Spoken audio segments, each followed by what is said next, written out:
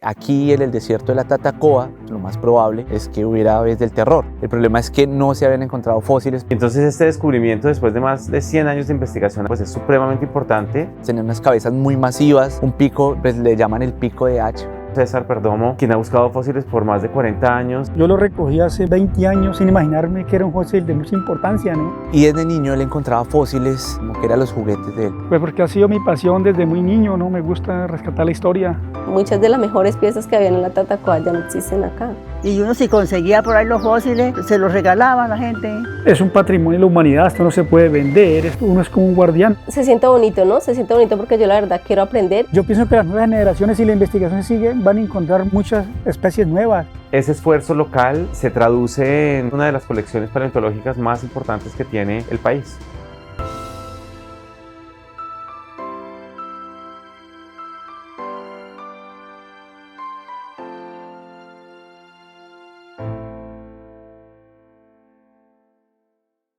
La Tatacoa se viene explorando paleontológicamente desde hace 100 años y el sueño, o bueno, uno de los sueños, era encontrar un ave del terror, en el cual ya pues varios autores nos ponemos a trabajar, a indagar y pues podemos decir hoy en día que tenemos pues nuestro primer registro de ave del terror.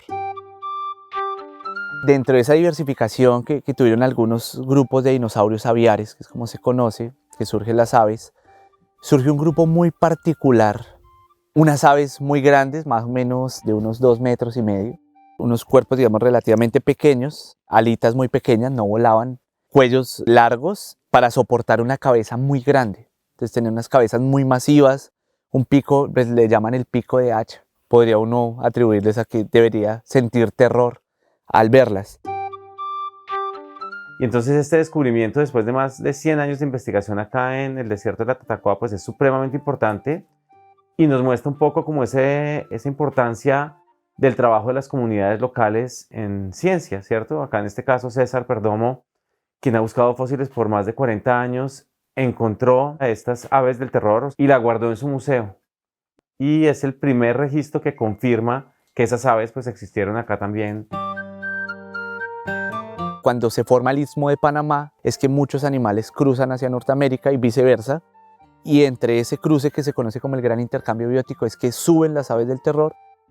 La hipótesis es sí, se originaron en el sur de Sudamérica, conquistaron Norteamérica, pero pues igual, o sea, Colombia es, por así decirlo, el paso obligado para esta conquista, ¿sí? Estamos hablando de aves que no volaban, caminaban, entonces pues tendrían que haber pasado por tierra.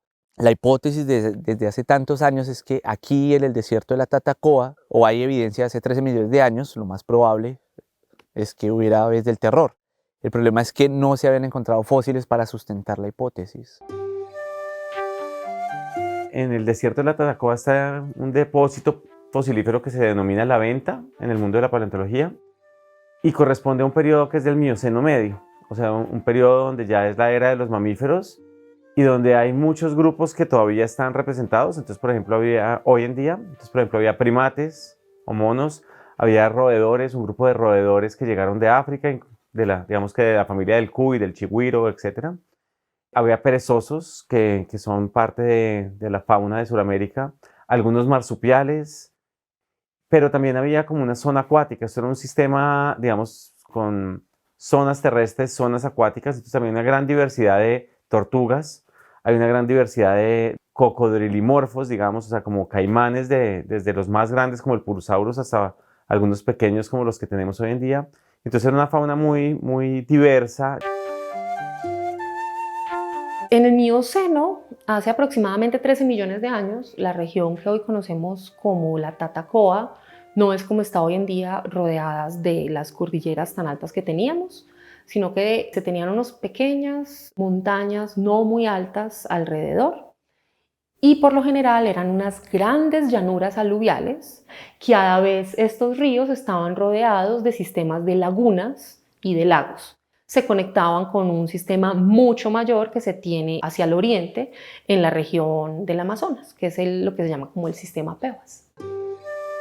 Tendría que haber vegetación suficiente para mantener esa cantidad de fauna que se ha encontrado en los ambientes. Entonces no eran lagunas secas y zonas que estuvieran muy secas o muy desprovistas de vegetación como hoy en día las tenemos, sino que imaginémonos Unos ríos, unos humedales ricos en vegetación, con muchas plantas. Don César nos cuenta pues que él desde niño, pues este es el patio de su casa, ¿no? El desierto es el patio de su casa. Y desde niño él encontraba fósiles, veía estas formas diferentes y pues como que eran los juguetes de él. Y es muy interesante porque en la década de los 80 viene Richard Kay, un investigador, y muchos otros también de la Universidad de Duke, de Kioto y demás, con la intención de investigar cuál es el patrimonio paleontológico que hay aquí en la Tatacoa. Producto de este esfuerzo, Richard Kay logra ser editor de un libro que se llama el Libro de Paleontología de Vertebrados de la Venta, que es prácticamente esa es la Biblia de todos los que trabajamos acá en la Tatacoa. Y uno de los guías locales, precisamente de Richard Kay y de sus colaboradores, es César Perdomo. Después, bueno, Richard Kay se va, César queda pues solo, pero él queda con la ilusión de hacer su museo con una intención o un amor genuino por los fósiles. Y la idea de don César es que el museo sea una ventana que visibilice el patrimonio paleontológico del desierto de la Tatacoa, entendiendo que el conocimiento es de libre acceso y es para todos. Pues yo hace 20 años salí una tarde a recoger fósiles, ¿no? Porque yo siempre por la temperatura recorro bien de mañanita o bien en la tarde. El mediodía es una hora muy difícil por la calor para uno buscar los fósiles. Entonces una tarde yo me sorprendí que me encontré esa pieza de fósil, ¿no? Y pues lo recogí y lo llevé para la colección. Estas son las zonas donde yo mantenía pastoreando las ovejas en mi infancia y donde ahorita todavía recorro recogiendo fósiles, pues porque ha sido mi pasión desde muy niño, ¿no? Me gusta rescatar la historia, a pesar que yo soy empírico, soy campesino, pertenezco aquí a reservas campesinas ya de los últimos, que ya quedamos. Entonces pues uno aprende cómo manejar todo eso, como ese don de que uno aprende empíricamente, que ya uno es una pasión, entonces uno ya eso es de sangre. Por eso pues yo puse el Museo La Tormenta, uno está con ese tormento a encontrar fósiles, uno quisiera recuperar como toda esa historia, ¿no? Hace un año el museo se lo llevó una tormenta de viento, con aire, lluvia, entonces todo acopla el nombre de La Tormenta. A veces le falta la plata, pues uno quisiera mejorar la calidad de los fósiles, de la colección, la presentación, y pues un tormento porque no hay plata, y pues eso es muy claro que es patrimonio de la humanidad, que eso no se puede vender, ni prestar, ni sacar de la zona. Siempre ha sido mi sueño de que el científico lo estudie acá mismo, pero que no se pierdan esos valores científicos de la Tatacoa. Eso dicen que esto aquí fue un diluvio. Y entonces todo el animalero que murió se volvieron. Entonces esos son los fósiles que hay hoy en día.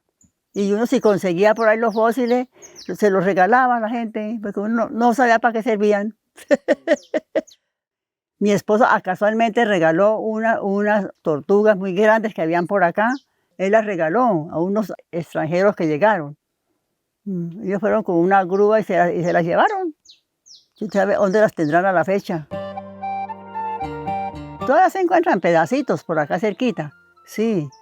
Pero mi hijo, él sí iba lejos a conseguirlos, hasta que formó el museo que tiene tan hermoso. Para mí es una hermosura.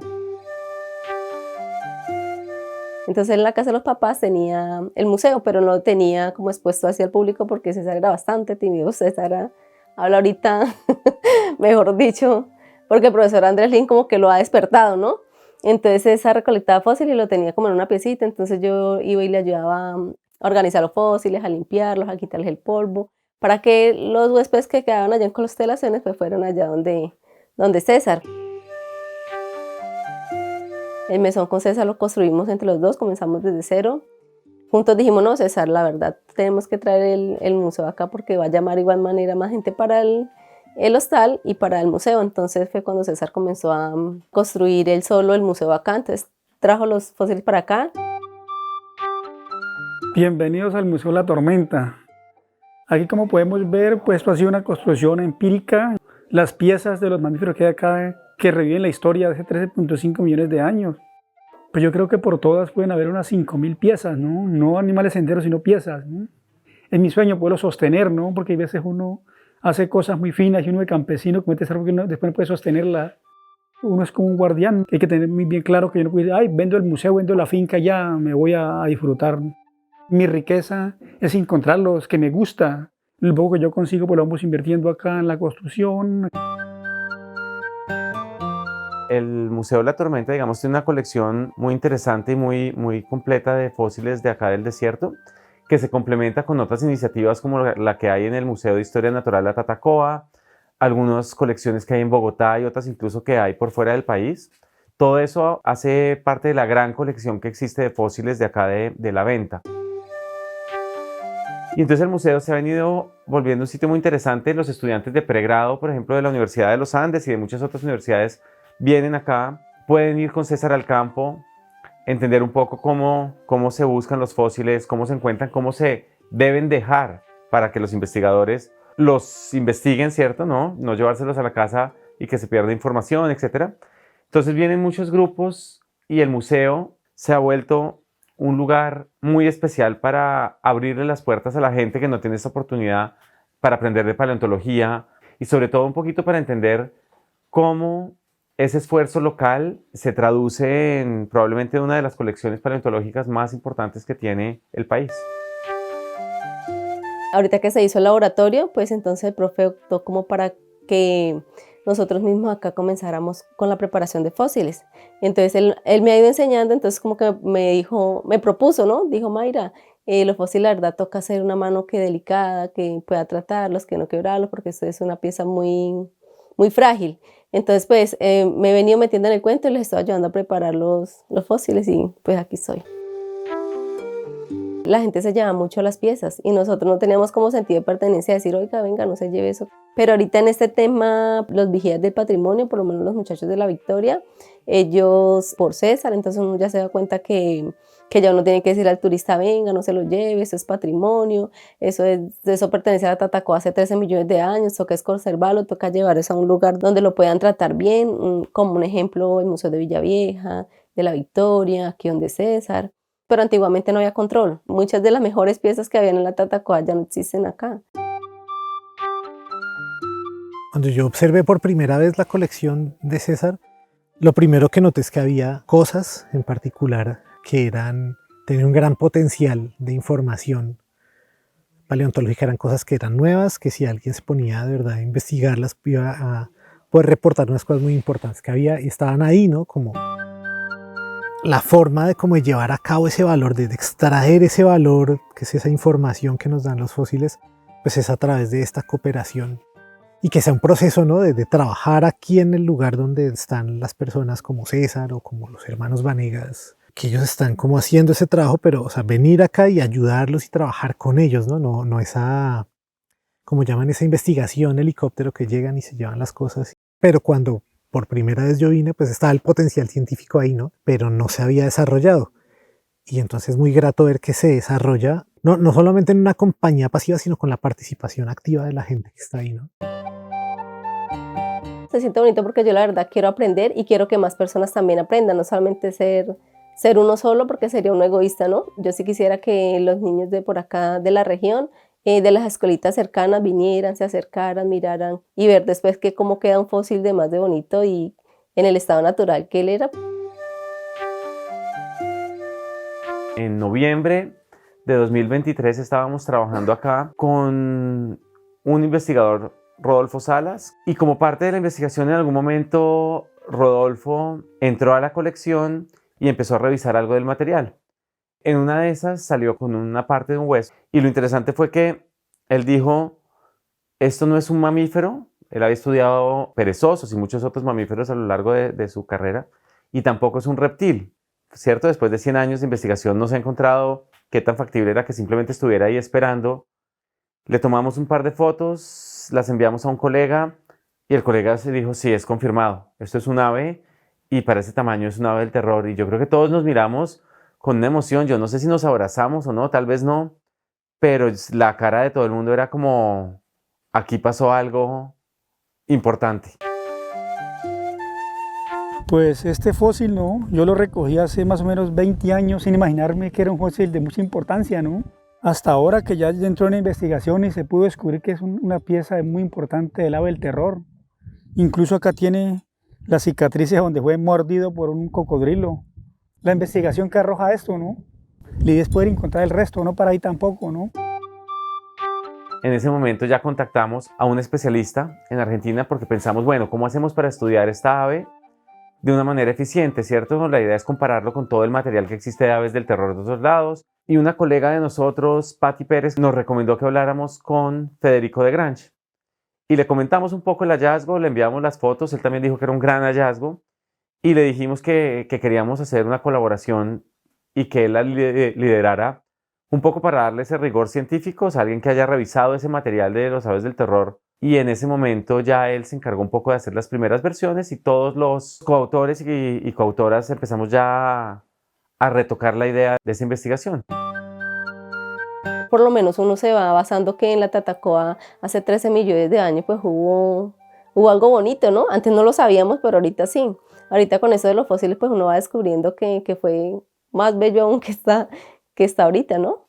En algunos años estarán contando la historia de nosotros. Yo pienso que las nuevas generaciones, si la investigación sigue, van a encontrar muchos materiales, muchas especies nuevas, porque los microfósiles todavía están salvajes. De eso no se ha hecho investigación de microfósiles. Uno a puro ojo recoge lo grande y lo pequeño. Entonces, aunque las condiciones, digamos, son rústicas acá en la mitad del desierto, o sea, en la mitad de la cuna de los fósiles de la Tatacoa, hay una oportunidad para, primero, trabajar con César y entender un poco el contexto de todo lo que ha pasado acá, pero segundo, hacer las investigaciones científicas de más alto nivel para poder publicar y dar a conocer el material que está acá guardado y en los demás museos que hay acá en la zona. Ahí es donde voy cuando digo que el trabajo de don César es muy interesante, y no solo de don César, sino de muchos espacios museales, acá en la Tatacoa y en otros lugares de Colombia, donde las personas del territorio tienen un proceso de apropiación social del conocimiento, porque nos está indicando que la paleontología no solo se trabaja desde las universidades, desde los centros de investigación, sino que también se puede trabajar de forma empírica y desde el amor genuino a los fósiles. Pues acá el Museo La Tormenta tiene las puertas abiertas para esa gente que quieran venir a Tatacoa, son bienvenidos, ¿no? Porque esta colección, el que venga con responsabilidad, pues ya que las puertas están abiertas, se trata de eso, ¿no? La ciencia es un lenguaje humano que surge para entender la naturaleza de las cosas, naturaleza que nosotros como humanos vivimos. Entonces es muy bonito ver cómo desde muchos sectores, por así decirlo, comillas, marginados o olvidados por los estados o por las universidades, están generando ciencia comunitaria, que es bastante interesante, y de cómo nos abre las puertas a nosotros los científicos para que exista un diálogo de saberes desde lo empírico y lo territorial y desde el discurso científico, y poder ver cómo se estructura un discurso para poder hacer algo tan maravilloso como es el Museo La Tormenta de don César.